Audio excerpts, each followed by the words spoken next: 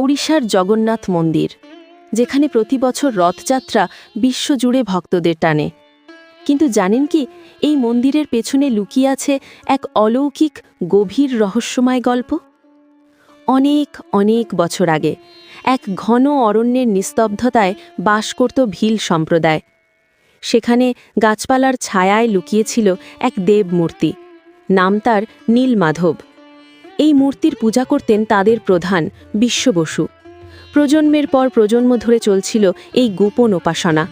কিন্তু এই পূজার সঙ্গে জড়িয়ে ছিল এক বেদনার ইতিহাস।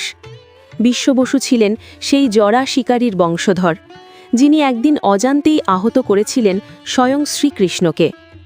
অনুতাপের আগুনে পুড়ে তিনি ভগবানের অবশিষ্টাংশকে দেবরূপে পূজা করতে শুরু করেন।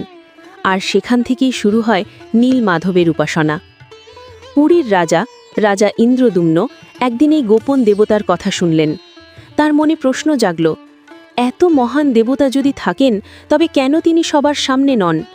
তিনি সিদ্ধান্ত নিলেন ভগবানের দর্শন সবার জন্যে উন্মুক্ত করবেন।